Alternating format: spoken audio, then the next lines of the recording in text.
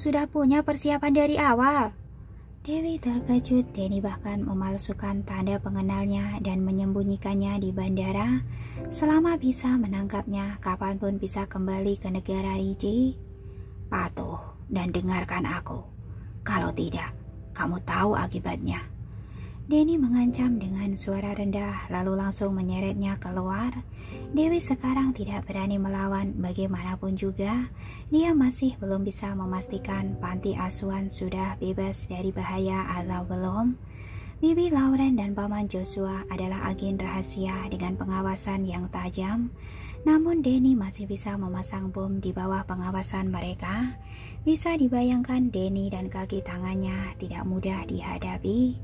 Dewi sudah lama mendengar di belakang Denny adalah sebuah organisasi Dark Knight, kerajaan kegelapan yang dipimpin oleh dewa kegelapan yang legendaris.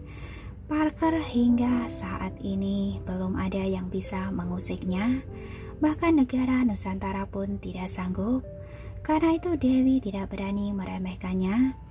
Denny membawa Dewi mengurus prosedur dengan lancar. Setelah melewati pengecekan keamanan, mereka menuju ke pintu keberangkatan.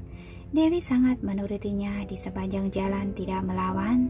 Melihat sudah akan naik pesawat, dia berbuat alasan untuk pergi ke toilet, ingin mencari seseorang dan meminjam ponsel untuk menelpon Bibi Lauren. Dia ingin memastikan apa panti asuhan sudah berhasil lepas dari bahaya atau belum. Tapi Denny tidak membiarkannya pergi. Dia menekan bahunya serta berkata, "Kita akan segera naik pesawat. Di pesawat juga ada toilet." "Aku ingin buang air sekarang," Dewi berkata dengan keras. "Apa aku harus buang air di celana?" Orang di sekitar mendengar suaranya. Semuanya menoleh dan melihat ke arah mereka. "Kamu jangan cari gara-gara ya." Denny mulai emosi dan tidak sabar. "Hanya sebentar, tidak akan lama." Dewi melihat sekilas ke arah pintu keberangkatan. Para staf bandara sudah mulai membuka pintu. Penumpang kelas ekonomi sudah mulai berbaris. "Jangan banyak omong." Denny menarik Dewi mengecek tiket pesawat. Mereka adalah penumpang kelas bisnis, tidak perlu mengantri. Orang di sekeliling meretap mereka. Staf bandara pun merasa sedikit aneh. Tapi karena mereka memiliki tanda pengenal, jadi mereka tidak banyak bertanya. Keduanya telah melewati pengecekan tiket, berjalan menuju lorong pesawat. Pada saat ini dari belakang terdengar suara yang familiar. "Nona Dewi." Dewi menoleh ke belakang. Sony buru-buru mengejarnya dan dua orang pengawal. "Sony." Dewi sangat terkejut seperti telah melihat dewa penyelamat. Denny segera menyeret Dewi naik ke pesawat. Dewi berjuang mati-matian. Sony dan yang lainnya segera bergegas untuk menghentikannya. Denny tiba-tiba mengeluarkan pistol saku dari mansetnya dan mengarahkannya ke Sony. Dewi buru-buru mendorongnya dan pelurunya pun melesat. Tapi suara tembakan mengejutkan pengunjung lainnya. Semua orang ketakutan dan lari dengan tergesa-gesa, bahkan ada yang menelpon polisi. Sony membawa beberapa orang untuk menyerang dan melawan Denny. Dewi mengambil kesempatan untuk melarikan diri, tapi Denny sangat terampil dan dia memiliki senjata lain yang disembunyikan di tubuhnya. Jadi dia dengan cepat dapat mengalahkan Sony dan yang lainnya, serta bergegas menangkap Dewi. Dua polisi bandara bergegas kemari dan berteriak keras, "Berhenti, jangan bergerak." Sayangnya mereka tidak memiliki pistol, hanya ada tongkat listrik. Denny tidak bergeming sama sekali. Denny menendang keduanya dengan segera meraih bahu Dewi dan menyeretnya kembali dengan kasar.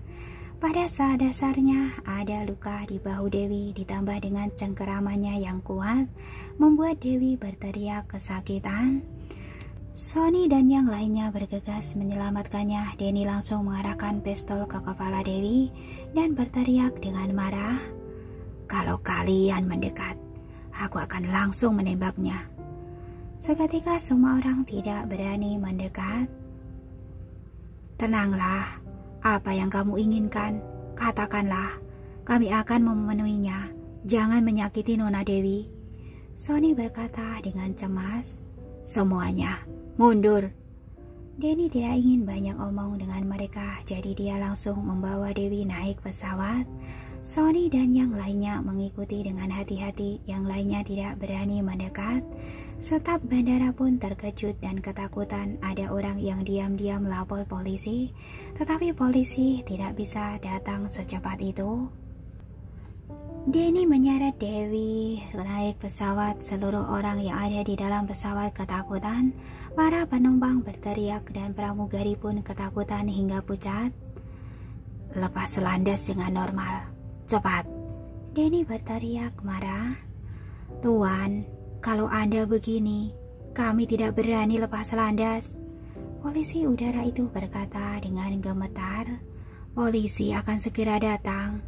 Anda lebih baik. Polisi udara belum selesai berbicara, dia sudah ketakutan dengan tatapan dingin Denny. Kalau kamu punya dendam pribadi, lebih baik turun dan selesaikan dulu, kata seorang penumpang dengan hati-hati. Jangan melibatkan kami. Benar, diam. Denny langsung menembak kaki petugas polisi udara itu. Lepas landas segera, atau aku bunuh kamu. Polisi udara jatuh ke lantai dan berteriak dengan keras. Orang lain juga berteriak ketakutan. Dalam sekejap di dalam kabin pun kacau. Ketua pramugari segera bergegas memberitahu kapten. Kapten tidak punya pilihan lain. Ia pun bersiap untuk lepas landas. Kamu sembarangan membunuh orang yang tidak bersalah. Apa kamu tidak merasa bersalah pada Tania? Dewi melihat polisi udara yang terluka, kemudian melihat penumpang di sekeliling yang ketakutan. Di antaranya ada beberapa anak-anak meringkuk dalam pelukan ibunya, gemetar ketakutan, menangis tanpa berani mengeluarkan suara. Diam. Denny menekannya duduk di kursi. Aku beritahu, lebih baik kamu bersikap baik. Kalau tidak, anak-anak yang ada di panti asuhan itu akan dikubur bersamamu. Dewi menyipitkan mata dan menatapnya dengan dingin. Dia mengepal tinju di tangannya, tapi dia menahan diri untuk tidak emosi. Denny berhasil melewati pemeriksaan keamanan dengan membawa pistol. Berarti dia dapat memerintahkan kaki tangannya untuk meledakkan panti asuhan di Switzerland dengan jarak jauh. Dewi sekarang tidak memiliki cara untuk menghubungi Bibi Lauren, jadi dia tidak berani bertindak gegabah. Seorang pramugara menatap Denny dengan hati-hati dan bertukar pandang dengan beberapa rekannya, mencoba memanfaatkan kesempatan untuk membujuknya. Mereka merasa pistol mini yang ada di tangan Denny harusnya tidak memiliki banyak peluru di dalamnya, jadi tingkat bahayanya tidak besar. Jangan mengira aku hanya punya satu pistol dan kalian tidak merasa terancam. Denny sepertinya mengerti segalanya. Dia mengeluarkan tas dari tangannya. Di dalamnya terdapat berbagai bahan. Sebentar saja dia bisa merangkit menjadi bom. Dia pun menyeringai. Bom ini cukup untuk meledakkan satu pesawat. Kalau terjadi sesuatu padaku, kalian semua akan ikut mati bersamaku. Wajah pramugara itu seketika berubah menjadi pucat, tidak berani sembarangan bergerak lagi. Penumpang lain bahkan tidak berani bernafas. Pesawat akhirnya lepas landas, sekarang mulai siap terbang. Dewi mengerutkan kening, hatinya cemas sejenak. Apa dia benar-benar akan ke Ricci bersama Denny? Tentu saja sampai sana baru bisa melarikan diri juga. Paling tidak dalam waktu yang panjang ini, Bibi Lauren seharusnya sudah menemukan beberapa bom itu. Anak-anak di panti asuhan juga seharusnya sudah terlepas dari bahaya.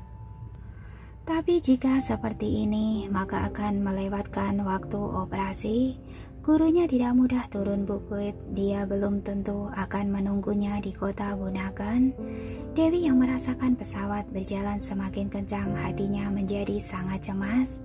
Denny menyipitkan matanya, dia merasa selama pesawat tiba dengan lancar di Ricci, Dewi tidak akan bisa lepas dari genggaman tangannya.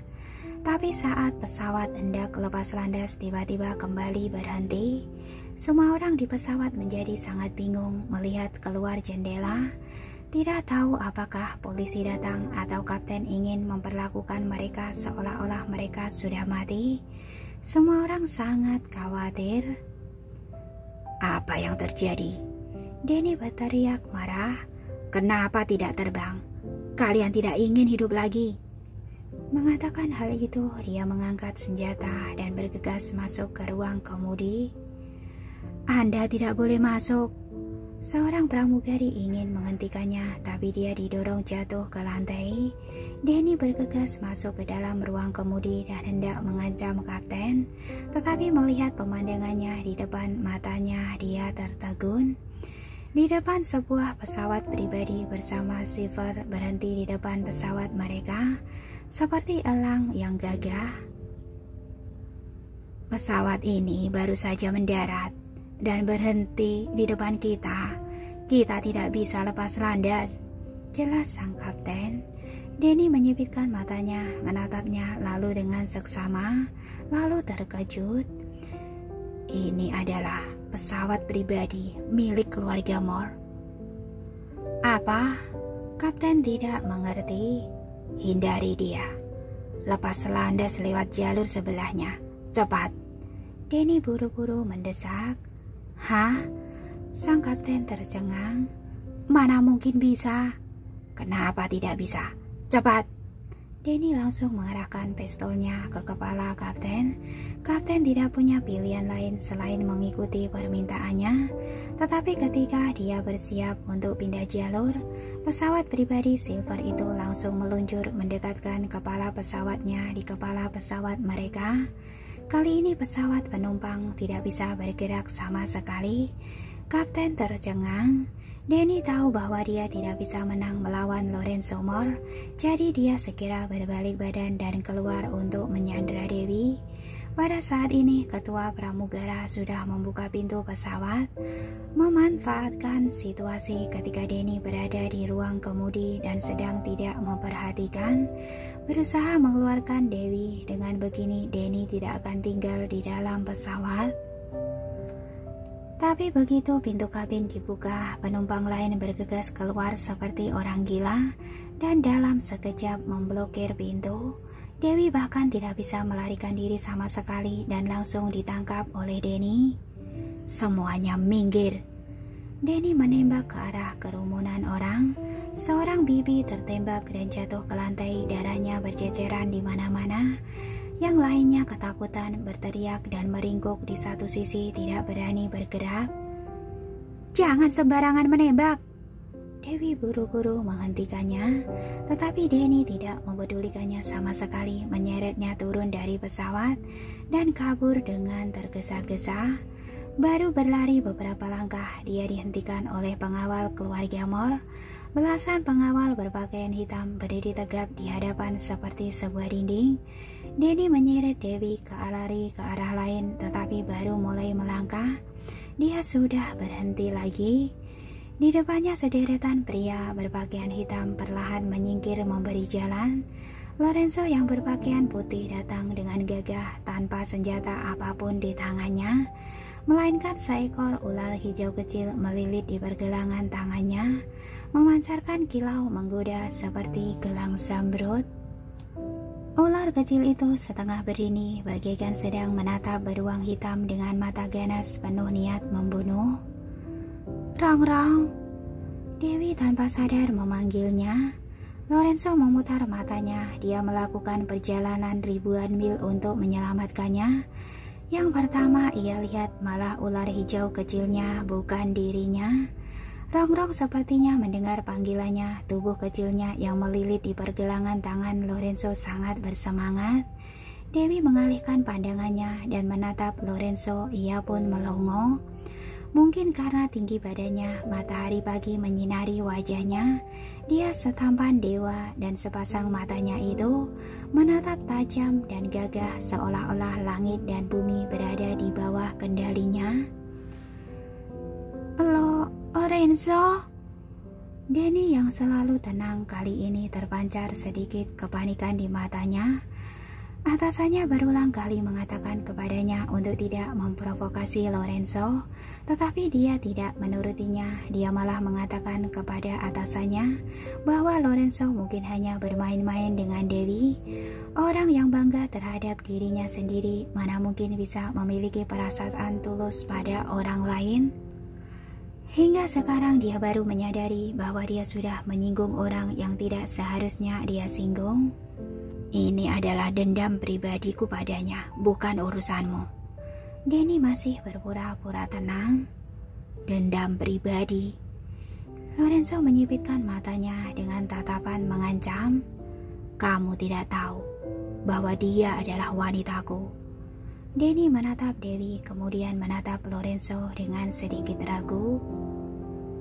Aku lihat, sepertinya kamu sudah bosan hidup. Lorenzo mengerutkan kening, aura pembunuhnya tiba-tiba muncul. Paling-paling, kita akan mati bersama. Bahasa Nusantara Denny terbatas, jadi dia mulai berbahasa negara Ricci. Mengambil bom rakitannya, di matanya terpancar tekad untuk mati. Dia tidak takut mati, hanya takut mati sendirian, sedangkan Dewi masih hidup. Denny menyeringai. Aku akan membawamu bertemu dengan Tania sekarang. Tania di surga, kamu hanya bisa ke neraka. Dewi mengerutkan kening dengan dingin. Walaupun aku pergi ke neraka, aku pasti akan membawamu juga ke neraka. Denny berkata dengan dingin. Juga anak-anak di panti asuhan itu akan dimakamkan bersamamu. Mendengar ucapan ini, wajah Dewi berubah drastis. Dia bertanya dengan cemas, bom di panti asuhan ada di mana? Sebelum Dewi selesai bicara, Denny menarik penutup bomnya. Pada saat bersamaan, ular hijau yang ada di tangan Lorenzo tiba-tiba terbang ke sana, menggigit tangan Denny dengan keras. Rasa sakit yang menusuk datang, Denny berteriak dan melepaskannya. Bom terjatuh, Lorenzo langsung menendang bom itu. Duar! Bom meledak di udara dan tidak melukai siapapun. Tetapi Dewi dikejutkan oleh ledakan bom itu. Rasa sakit yang hebat datang dari kepalanya dan darah perlahan mengalir keluar dari telinganya. Denny ingin menangkapnya lagi, tetapi Lorenzo mencengkeram lehernya dengan kuat. Dia berteriak dengan marah, kamu berani menyentuh wanitaku, cari mati. Ah!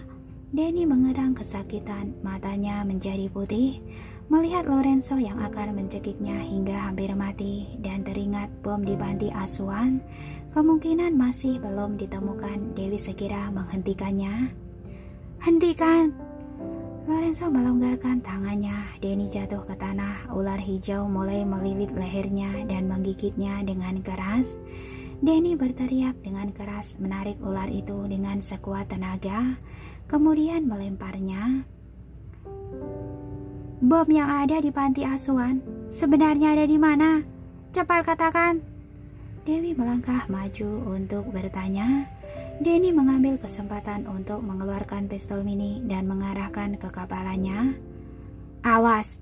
Lorenzo buru-buru menarik Dewi, peluru mengenai lengannya, darah berceceran. Jasper dan yang lainnya hendak melangkah maju untuk menahan Denny, tetapi Denny segera menembaki mereka. Jasper dan yang lainnya segera mengelak. Denny memanfaatkan kesempatan ini untuk melarikan diri dengan panik. Jasper segera membawa orang-orang untuk mengejarnya. Polisi pun datang dan bergegas mengejar Denny. Lorenzo membawa Dewi segera masuk ke mobil dan pergi. Di dalam mobil, sakit kepala Dewi kembali kambuh, tapi dia masih memegang lengan baju Lorenzo dan dengan cemas berkata, kita harus menemukan Denny dan menemukan lokasi bom yang ada di panti asuhan. Lorenzo segera menyuruh Jasper mengurusnya. Pada saat ini dia baru sadar bahwa Dewi juga memiliki kelemahan. Dalam perjalanan, Jeff menelpon untuk melaporkan bahwa tabib Hansen sudah dibawa ke rumah sakit kasih di kota Bunaken. Semuanya sudah diatur dengan baik dan operasi dapat dilakukan setelah istirahat sejenak. Lorenzo segera memerintahkan untuk menuju ke rumah sakit kasih. Di tengah perjalanan ketika hampir tiba di rumah sakit, Jasper berhasil menyelidiki masalah di panti asuhan dan segera melapor. Ternyata Nona Dewi telah membangun lebih dari 100 panti asuhan dan berpartisipasi dalam Saint Foundation. 2 hari belakangan ini, 3 panti asuhannya di Switzerland secara berturut-turutan mengalami ledakan yang kemungkinan besar merupakan perbuatan Denny. Mendengar semua ini, Lorenzo sangat terkejut. Dia selama ini berpikir bahwa Dewi hanyalah tabib biasa dan keserakahannya terhadap uang adalah karena sifat wanita. Sekarang dia baru tahu ternyata obsesinya terhadap uang semuanya demi panti asuhan. Dan kelemahannya adalah anak-anak yang ada di panti asuhan. Sedangkan masalah dendam antara Denny dan Nona Dewi sementara masih belum diketahui. Tapi hal yang pasti adalah setengah jam yang lalu, polisi Switzerland sudah berhasil menemukan bom yang tersembunyi di panti asuhan berkat bantuan 2 orang staf. Jasper berkata dengan sedikit emosi, "Jadi, Nona Dewi diancam karena anak-anak itu?" "Tidak apa-apa." Lorenzo yang melihat Dewi aman di pelukannya, tatapannya menjadi lebih lembut. "Hubungi orang di Switzerland, suruh mereka menjaga anak-anak di panti asuhan. Juga pilih beberapa orang yang handal, minta untuk melindungi secara diam-diam." "Baik." Jasper segera mengaturnya, tetapi tiba-tiba teringat sesuatu dan segera berkata pada Lorenzo, "Oh ya Tuan, apa Anda ingat aku pernah melaporkan bahwa Nona Dewi seperti memiliki hubungan dengan Tabib Hansen? Nona sepertinya sangat tidak ingin Tabib Hansen sampai tahu identitasnya." "Baiklah." Lorenzo memerintahkan Sonny, "Panggil Jeff kemari." "Baik." Lorenzo menggendong Dewi masuk ke ruang operasi. Dr. Heidi yang tiba lebih dulu melakukan beberapa pemeriksaan terhadap Dewi dan juga mengobati lukanya. Lorenzo melihat dari depan pintu, mengerutkan kening, lalu Jeff datang tergesa-gesa. "Tuan, di mana Tabib Hansen?" tanya Lorenzo.